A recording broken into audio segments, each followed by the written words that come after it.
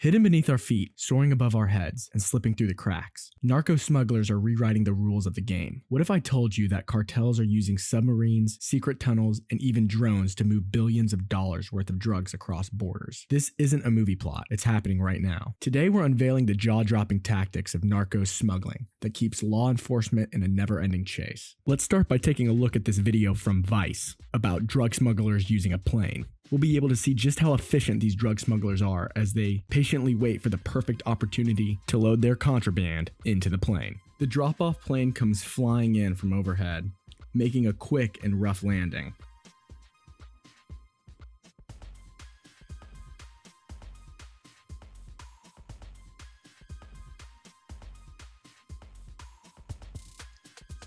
As soon as it lands, it's go time, as the narcos immediately start to grab the cocaine and load it into the plane. It's heavy lifting, but they need to be quick because military personnel have orders to shoot any narco planes on site.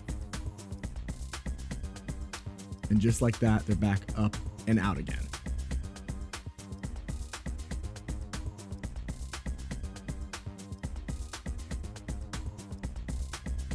It's crazy to see just how efficiently the drug smugglers are able to load an entire plane worth of drugs. Before we get into the next example, let's take a look at the history of drug smuggling. Long before modern narco empires, drug smuggling was already in motion, woven into the very fabric of ancient trade. Imagine this, it's the Silk Road centuries ago, and along with spices and silk, traders are carrying opium, one of the earliest and most addictive drugs known to humanity. This ancient smuggling laid the groundwork for the global drug trade we know today. Fast forward to the 19th century, the Opium Wars. Britain, determined to balance its trade deficit with China, flooded the Chinese market with opium grown in India. The resulting addiction epidemic led to 2 wars, cementing the role of drugs in global politics and trade. Smuggling wasn't just a criminal enterprise, it became a tool of empire and power. By the early 20th century, drug smuggling had taken root in the urban underworld. In cities like New York and Chicago, opium, morphine, and later heroin flowed through hidden networks. Speakeasies and jazz clubs became hubs for the illicit drug trade, run by organized crime groups who saw massive profits in the shadow of prohibition. One early smuggling tactic involved hiding opium in the hulls of ships. Chinese immigrants seeking fortune during the gold rush brought opium with them, unknowingly kickstarting one of the first major drug epidemics in the United States. Law enforcement was quick to catch on. The 1920s saw the first major anti-drug campaigns, but with little coordination and even less understanding of the drug trade's scale, the smugglers always seemed a step ahead. Newspapers of the era were filled with headlines about daring busts and high-profile arrests, yet the drugs kept flowing. What drives people to risk everything to smuggle drugs? It's a question as old as the trade itself. From ancient traders to 20th century mobsters, the allure of wealth and power often outweigh the dangers. As we unravel these origins, the stage is set for the explosive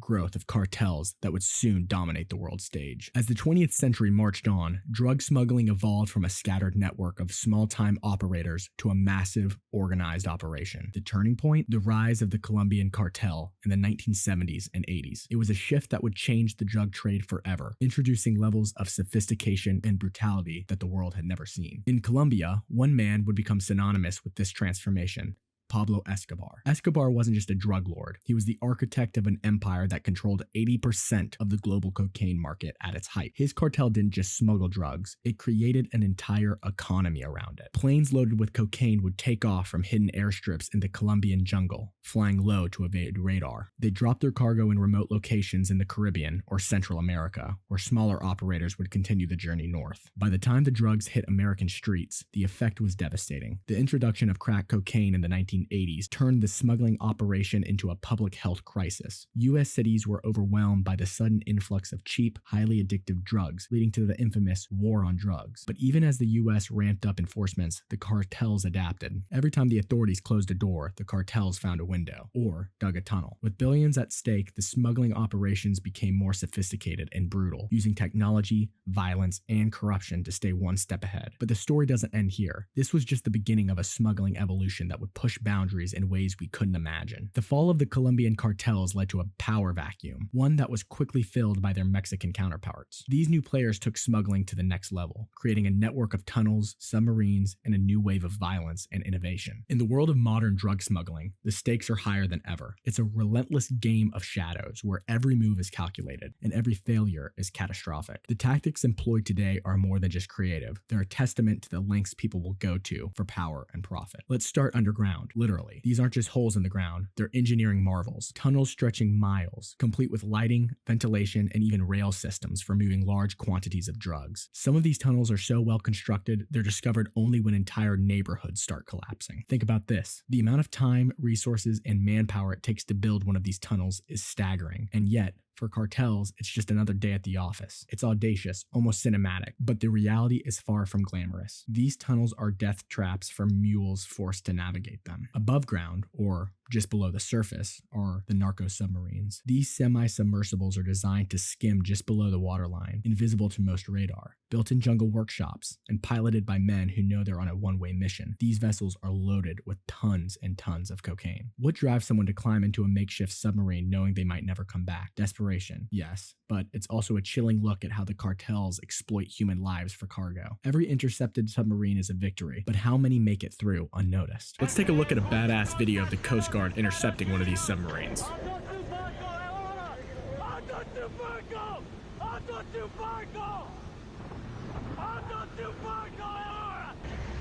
That's gonna be hard to get on.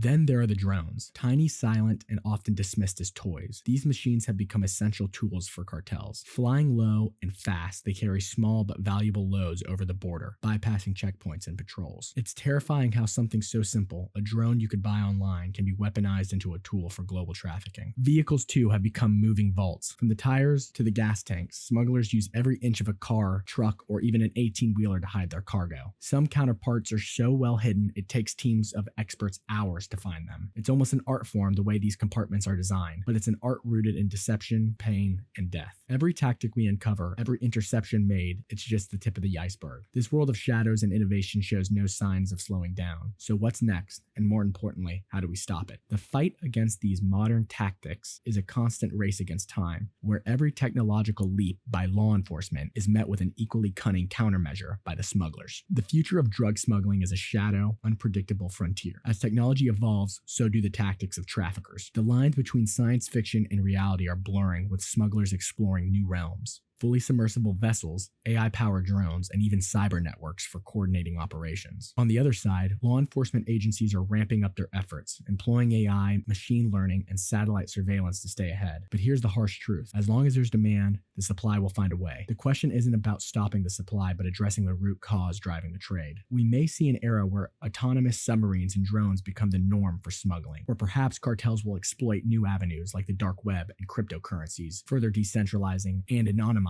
their operations. The battle against drug smuggling is evolving into a war of wits and technology, but beyond the tactics and tech lies a human crisis. Addiction, violence, and the lives torn apart by this illicit trade. The world of narco smuggling is a relentless, ever-changing battlefield. From ancient trade routes to futuristic tech, traffickers have shown a disturbing resilience and adaptability. For every method we uncover, another lies in wait, ready to be deployed. So what does the future hold? That's a question with no easy answer. What we do know is that the fight against drug smuggling is far from over. It's a battle that requires not just technology and enforcement, but also addressing the social and economic factors that fuel the demand for drugs. As we look into the future, we must ask ourselves, are we prepared for the next wave of challenges? And more importantly, how can we shift the narrative from one of endless pursuit to one of lasting solutions? Thank you guys for watching. If you enjoyed the video, consider leaving a thumbs up. Make sure to subscribe so you don't miss any of my other videos. I try and upload at least once a week. And while you're on the channel, check out some of my other videos. Thanks as always, and I'll see you in the next one.